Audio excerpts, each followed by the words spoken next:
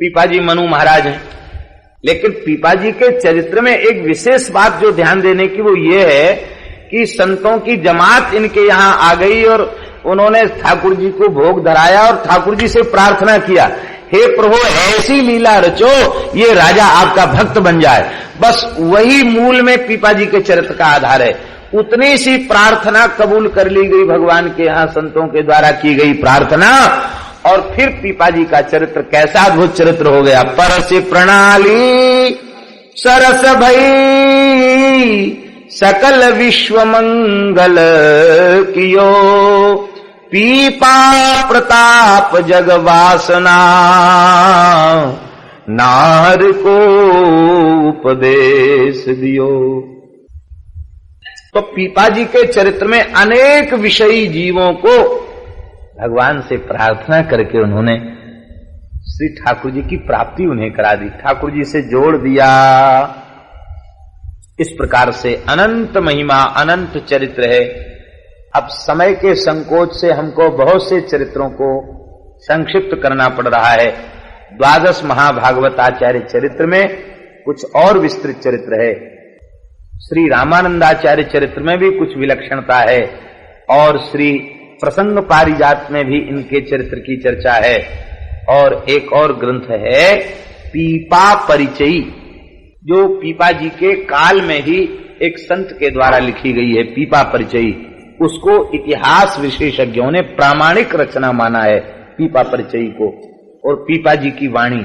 तो इन सब ग्रंथों को जो प्रामाणिक ग्रंथ कहे जाते हैं, और भक्तमाल जी, इन सब का आधार लेकर के यदि चर्चा किया जाए तो श्री पीपा जी का चरित्र हम समझते हैं कम से कम 10-15 दिन तक लगातार चरित्र हो तो पीपा जी के चरित्र का कुछ स्मरण किया जा सकता है, इतना विस्तृत चरित्र है पीपा जी। अब एक चरित्र और सुनाते हैं, तेली कोले बैल दियो। एक दिन की बात है, पीपाजी सरोवर पर स्नान करने गए। श्री पीपाजी सरोवर पर स्नान करने गए और उसी समय एक ब्राह्मण आकर रोकर कहने लग गया, महाराज हम बड़े दुखी हैं, गरीब ब्राह्मण हैं, छोटा सा खेत है, 2 बैल थे, एक जोड़ी बैल थे हमारे, एक बैल मर गया है, अब एक बैल से तो खेती करना बड़ा कठिन है, आप कृपा करके हमको हमारे लिए बैल की व्यवस्था कर दीजिए। लग गए, बोले महाराज हम कोई बैलों के व्यापारी हैं जो हम बैल की व्यवस्था करें, हमारे पास बैल कहां से आया। बोला महाराज हमें पक्का पता है आपके दरबार से कोई निराश नहीं जाता, आप किसी से करवा दे। पीपाजी ने कहा भाई तुमको पता है कि सीधे सीधे अथवा प्रकारांतर से भी संसार के किसी व्यक्ति से हम किसी वस्तु को नहीं चाहते, और किसी वस्तु की याचना के लिए भगवान से भी नहीं कर सकते, और हमारे पास होती हम आपको दे देते। ब्राह्मण बोला महाराज आप तो कहीं से व्यवस्था करो। गिड़गिड़ाने लग गया ब्राह्मण। पीपाजी बोले ठीक है, तो राम जी कहीं से व्यवस्था करेंगे। तब तक एक तेली का बालक वो बैल को पानी पिलाने सरोवर में लाया।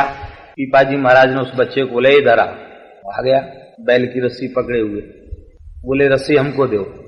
वो तेली के बालक ने रस्सी दे दी, रस्सी दे करके और बस वो बोले ले आओ पंडित जी, बढ़िया बैल की व्यवस्था होगी, बढ़िया तगड़ा बैल ले जाओ।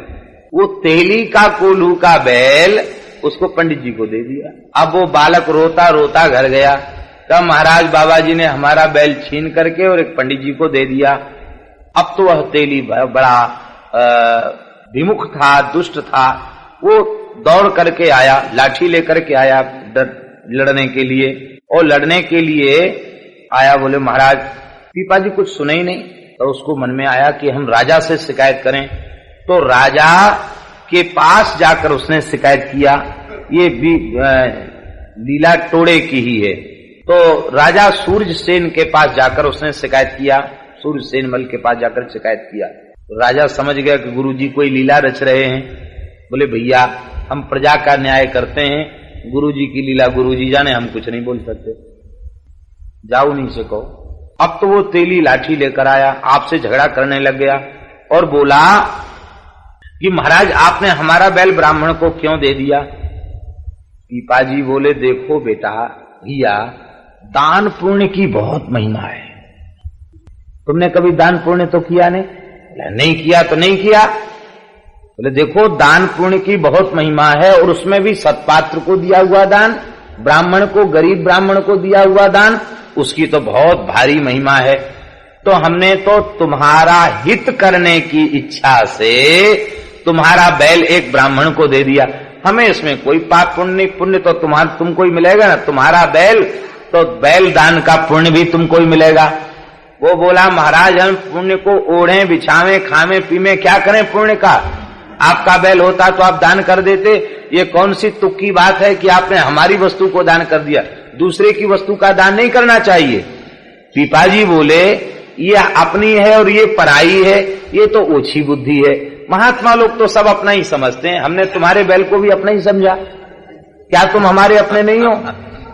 अरे बोला बाबा जी मीठी मीठी बातें मत बनाओ, हमारा बैल हमको वापस कर दो। पीपाजी बोले देखो दान की बहुत बड़ी महिमा है, धर्म के 4 चरण हैं, उसमें कलिमहु एक प्रधान, जेन प्रगट 4 पद धर्म के कलिमहु एक प्रधान, जेन के विधि दीने दान करे कल्याण।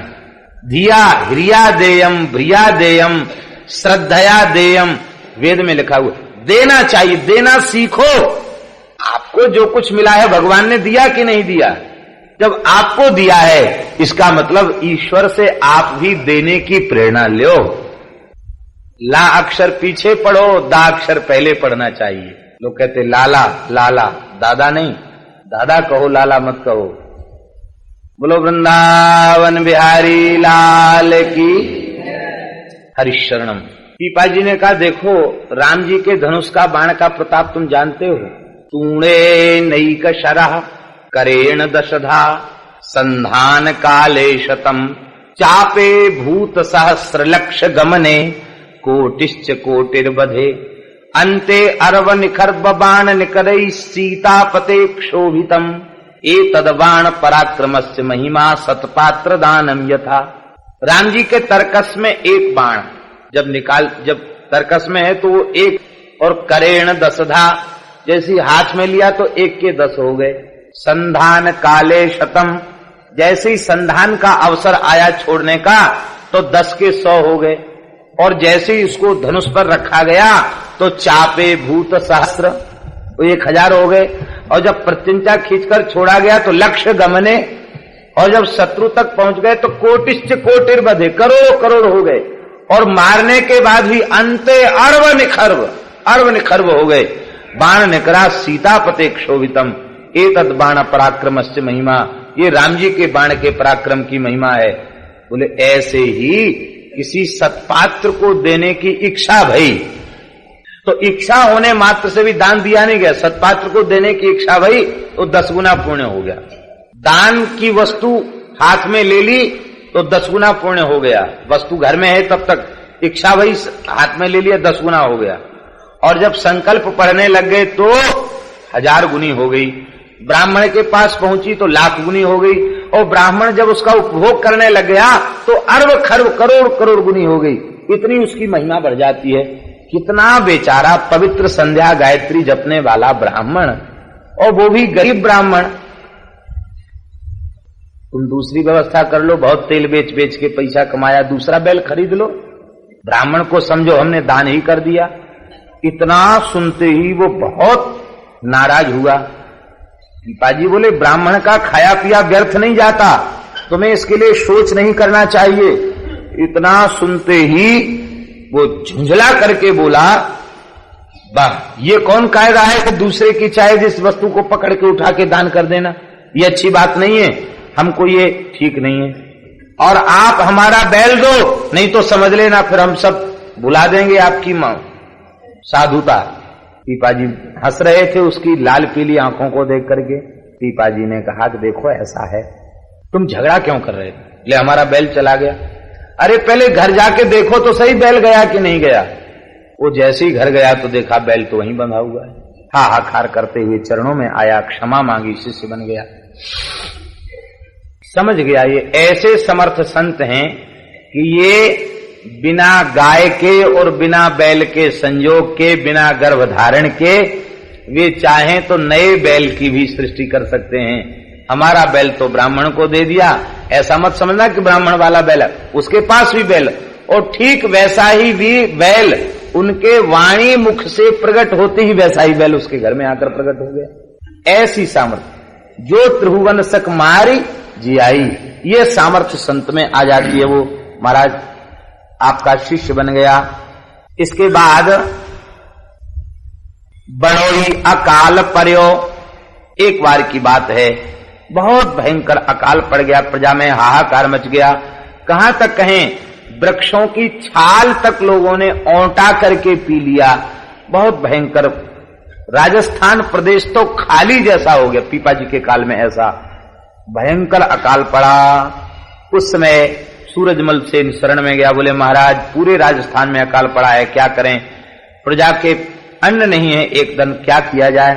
तब आपने श्री ठाकुर जी से प्रार्थना की, जीवों के दुख को देख करके। ठाकुर जी ने कहा कि महाराज, आपने ठाकुर जी से कहा कि आपने छप्पर फाड़ के दिया था, अब कुछ व्यवस्था करो, हम कहां से करें, कहां से प्रजा की सेवा हो। राम जी ने प्रकट होकर कहा, पहले छप्पर फाड़ के दिया था, अब जमीन से खोद के ले लो। कहां से? वो तुम जहां छू दोगे वहीं से धन प्रकट होने लग जाएगा। तब आप कुछ भूमि पर पैदल चले और पैदल चल करके कहा, बस शर्त यही है, भगवान राम जी के द्वारा दिया हुआ धन है, इसको अकाल पीड़ितों की ही सेवा में लगाना होगा। अब तो महाराज वहां अक्षय धन का भंडार निकला, इतना सोना निकला, इतना सोना निकला कि फिर तो सारी व्यवस्थाएं बन गईं और पीपा जी के ओर से अन्न क्षेत्र चल गए। पूरे राजस्थान में भोज भंडारे होने लग गए, अन्न जल की प्रचुर व्यवस्था हो गई। बस शर्त यही थी, खूब भोजन करो और भजन करो, वो कथा सुनो, कीर्तन करो, बस और कोई काम नहीं। अब कोई काम धंधा तो है नहीं, खेत में कुछ पैदा होना नहीं, तो ऐसे एक तक सब अकाल पीड़ितों को अकाल में सेवा भी की, सबको भजन कराया, सबको भक्त बनाया। इसके बाद जब ग्रीष्म ऋतु बीतने के बाद जब वर्षा आई तो सुंदर वर्षा हुई और सारी धरती हरी भरी हो गई। इस तरह से पीपा जी के अनंत चरित्र हैं। श्री प्रियादासी कहते हैं कि अत्यंत विस्तृत होने के कारण हमने इस चरित्रों को संक्षेप में वर्णन किया। ये चरित्र इतना मनोहर है कि अति विस्तार लियो कियो है विचार, यह सुने एक बार फिर भूले नहीं गाय के। श्री पीपाजी महाराज के बाद श्री काशीपुरी में चले गए और श्री रामानंद स्वामी जी की सेवा में बहुत दिनों तक आप श्री रामानंद स्वामी जी की सेवा में रहे। कहते हैं संवत 1477 में आप काशी पहुंचे। संवत 1477 में श्री पीपाजी महाराज काशी पुनः पहुंचे और आचार्य चरण की सन्निधि आपने प्राप्त की। श्री रामानंद स्वामी जी सर्वाधिक इस आचार्य, जितने भक्ति के वैष्णवाचार्य हुए हैं, उन समस्त आचार्यों में श्री रामानंद स्वामी जी ही सर्वाधिक धरती पर विराजमान रहे हैं। रामानंदाचार्य जी पृथ्वी पर सर्वाधिक विराजमान आचार्य माने गए। इनका आविर्भाव विद्वानों ने, इतिहास के मर्मज्ञों ने विशेष विचार विमर्श करके इनके आविर्भाव के काल को निश्चित किया है और इनके तिरोभाव काल को भी निश्चित किया है। करीब करीब संवत 1256 में श्री रामानंद स्वामी जी का आविर्भाव है और 1515 में श्री रामनवमी के दिन आपने भगवत धाम गमन किया। कितना समय हुआ? 250 वर्ष के करीब हुआ। इसलिए नाभाजी ने उनके लिए कहा है, बहुत काल बपुधारी के प्रणत जनन को पार दियो। बहुत काल तक स्वामी जी अपने शरीर को धारण करके प्रणत जनन को पार दियो, शरणागतों को आपने भव सागर से पार उतारा। इस प्रकार से स्वामी जी का बहुत विस्तृत चरित्र है। वहां आप काशी में स्वामी जी के चरणों में आए और संवत 1515 तक आप काशी में ही रहे। 1515 स्वामी जी की तिरुभाव तिथि है, तो 1477 से 1515 कितना हुआ? 38 वर्ष तक स्वामी जी के चरणों में रहे। स्वामी जी के बार बार संकेत आने पर, भगवत धाम जाने के संकेत आने पर आपने जो है पीपा जी ने, कबीर जी ने स्वामी जी के चरण पकड़ ले, बोले महाराज अभी कुछ दिन और रहो। पीपा जी भी बहुत समय तक धराधाम पर विराजमान रहे। पीपा जी का भी बहुत समय तक धराधाम पर श्री पीपा जी विराजमान रहे। पीपा जी का जो संवत है वो आप लोगों ने श्रवण किया है। पीपा जी का संवत क्या है? श्री पीपा जी का संवत 1417, ये पीपा जी का प्रादुर्भाव है। संवत 1417 संवत 1417 चैत्र पूर्णिमा को श्री पीपा जी महाराज का प्रादुर्भाव हुआ और इसके बाद श्री पीपा जी का जो तिरोभाव है, श्री पीपा जी महाराज का जो भगवत धाम गमन है,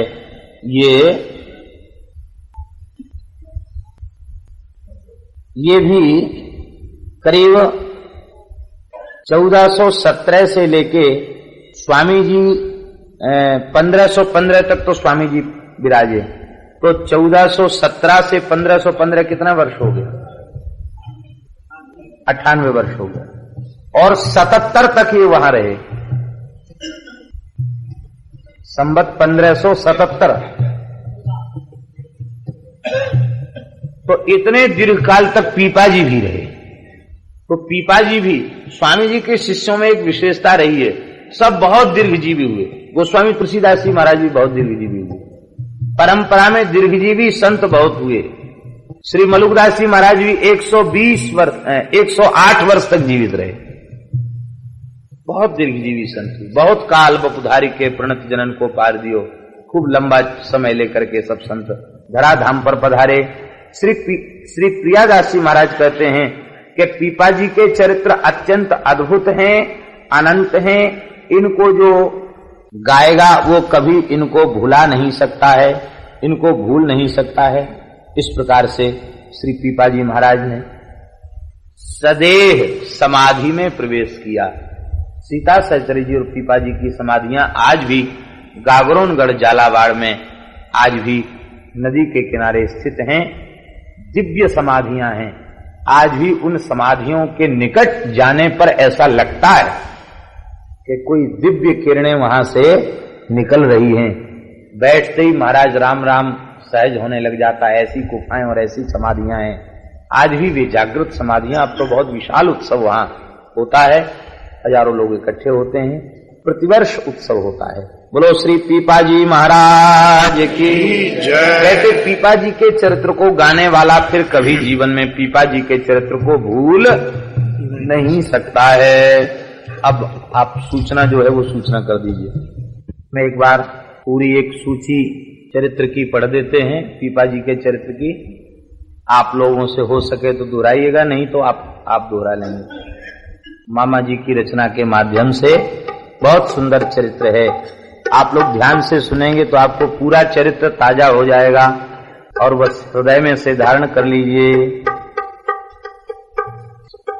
पीपा संत और सीता सहचर की लीला अपरंपार। पीपा संत और सीता सहचर की लीला अपरंपार।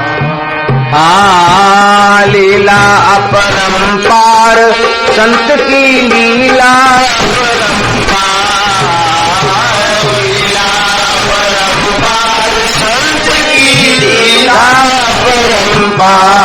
पीपा संत और सीता सहचर की लीला अपरंपार। पीपा संत और सीता सहचर की लीला अपरंपार।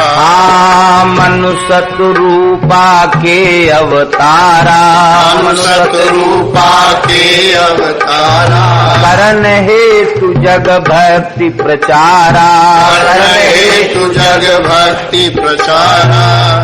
प्रगट भय गागरोन गढ़ आय। प्रगट भय गागरोन गढ़ आय। रहे देवी के पद मन लाय। रहे देवी के पद मन लाय। संत जन को सेवत भरी भाय। संत जन को सेवत भरी भाय।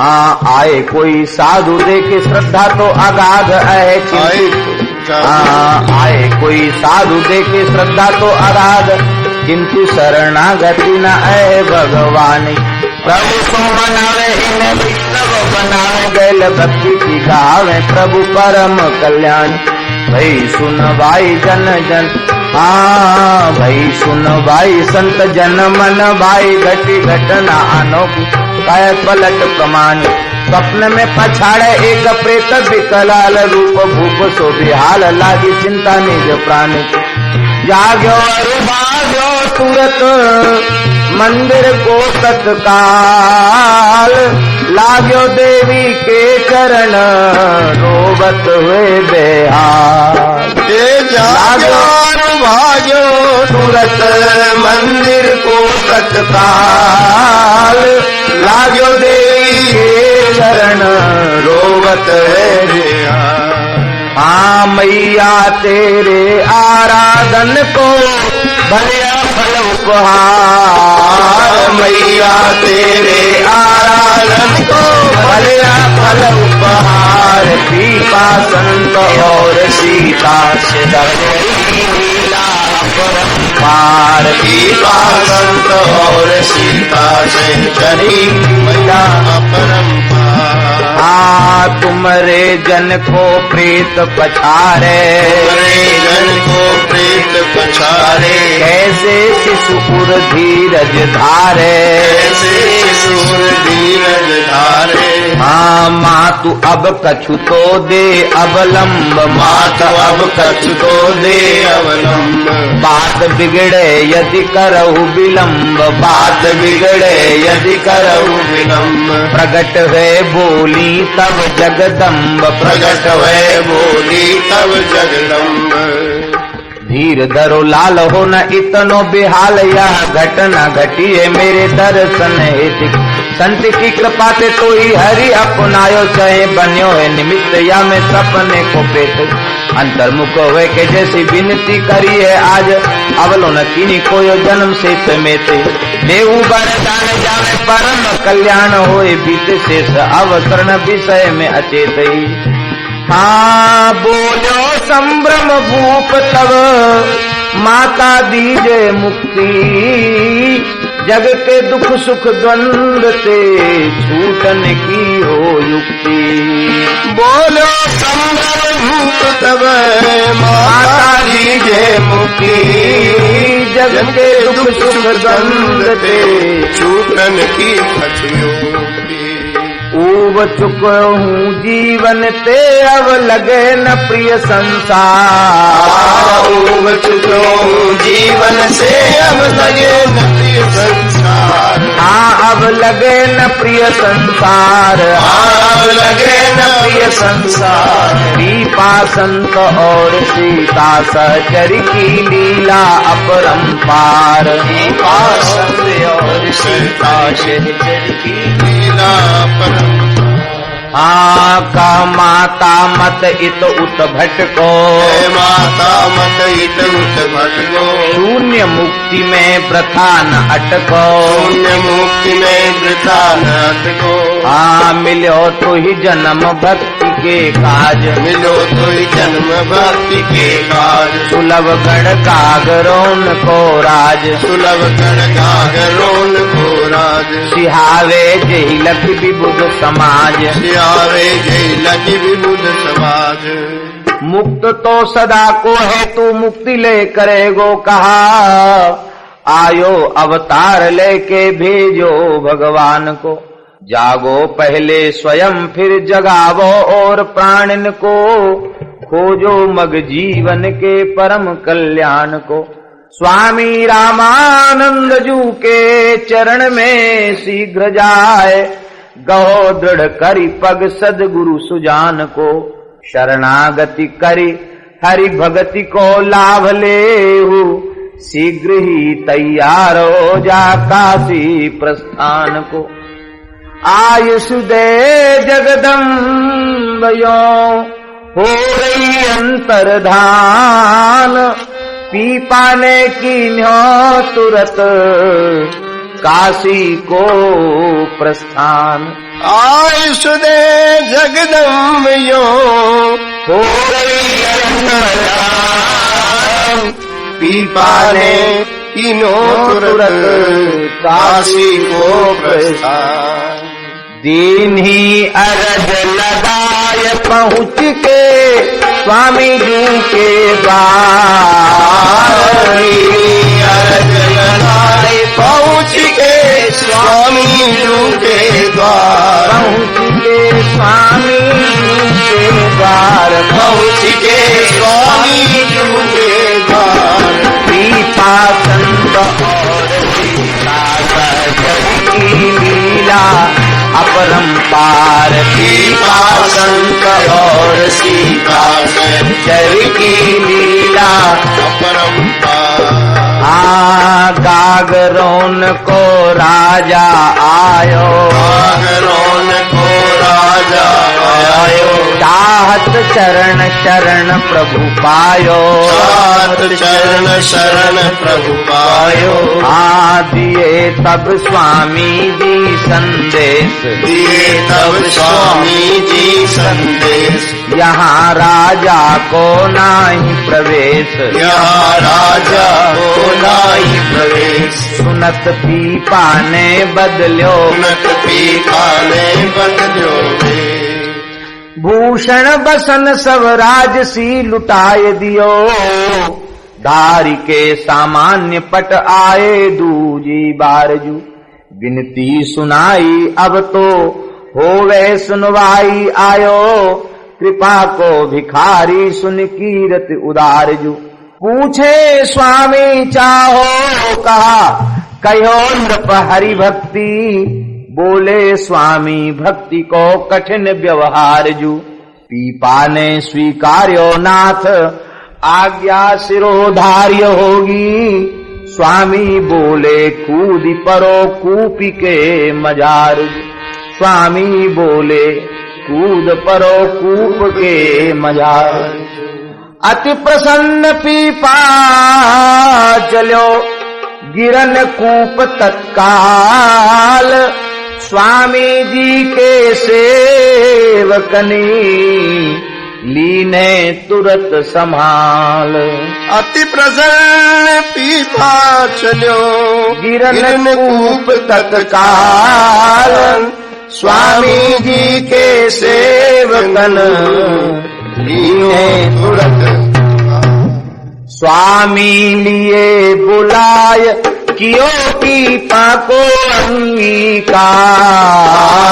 स्वामी लिए बुलाए कियो पीपा को अंगीकार। किए पीपा को अंगीकार। किए पीपा को अंगीकार। पीपा संत और सीता सहचर की लीला अपरंपार। पीपा संत और सीता सहचर की लीला अपरंपार। पहले कठिन परीक्षा लीनी। पहले कठिन परीक्षा लीनी। अति प्रसन्न हुए दीक्षा दीनी। अति प्रसन्न हुए दीक्षा दीनी। सिखाए सविधि भागवत धर्म। सिखाए सविधि भागवत धर्म। मंत्र मंत्रार्थ आदि को मर्म। मंत्र मंत्रार्थ आदि को मर्म। निभावो गेह जाय निज कर्म। निभावो गेह जाय निज